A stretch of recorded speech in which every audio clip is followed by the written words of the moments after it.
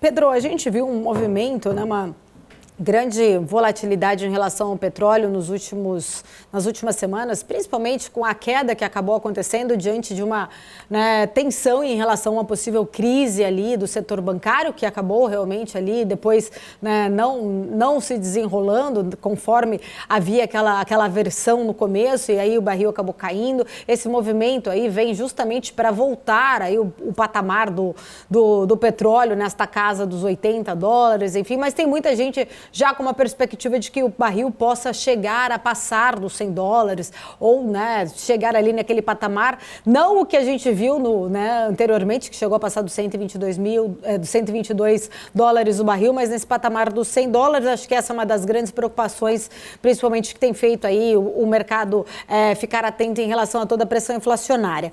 Você falou em relação da Arábia Saudita voltando a ter forças aí, como esse grande destaque, mas cedo eu falei também um pouco sobre a crítica da Casa Branca, principalmente em relação a essa situação, trazendo ali, chamando como um imprudente essa atitude diante de um cenário onde as economias estão tentando, com a subida de juros, trazer as suas inflações para dentro da meta. Estados Unidos vem sofrendo muito com isso.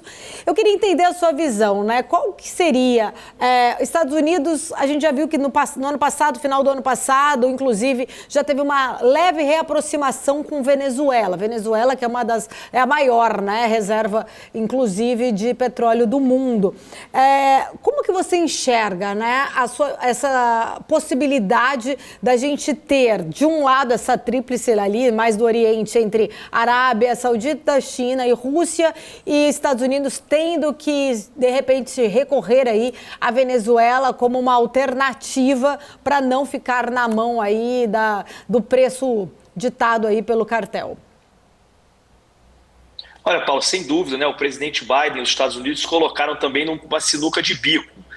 Quando o presidente Biden assumiu o governo americano, ele fez uma política muito forte contra as empresas de petróleo, a favor da transição energética. Ele anunciou uma série de programas bilionários para acelerar a transição energética nos Estados Unidos, e veio toda a pandemia e como foi aquilo que a gente colocou. O mundo viu que ainda continua e precisa de petróleo. Então, os Estados Unidos ele tem uma posição realmente muito delicada. Vale lembrar que petróleo alto é popularidade de presidente para baixo. Não é só aqui no Brasil que a gente fica chateado de pagar gasolina cara, nos Estados Unidos também, na Europa também. Isso tudo pressiona os políticos para fazerem alguma medida. Lá no passado, o Joe Biden, para tentar segurar esse aumento de preço, inclusive já usou estoques de petróleo americano para conseguir que a população americana, o consumidor, pagasse menos pelos derivados. Então, outras saídas que o presidente Biden pode ter, e ele já fez, foi acenar, de certa forma, por príncipe saudita, e o príncipe saudita parece que não atendeu aí, ao pedido do presidente. Óbvio, a Arábia Saudita está olhando o interesse dela, que tem uma economia, uma receita do país muito lastreada no preço do petróleo, talvez em quase sua totalidade. Então, os Estados Unidos vão ter que recorrer o mundo a outros lugares. A Venezuela é um deles, o Irã pode ser um outro lugar, e o próprio aumento da produção de petróleo nos Estados Unidos. Então, vamos ver como é que o presidente americano vai se comportar. Voltar para a produção de petróleo venezuelano, assim como a produção iraniana, é difícil no curto prazo, porque esses países há muitos anos não têm investimentos para produzir petróleo.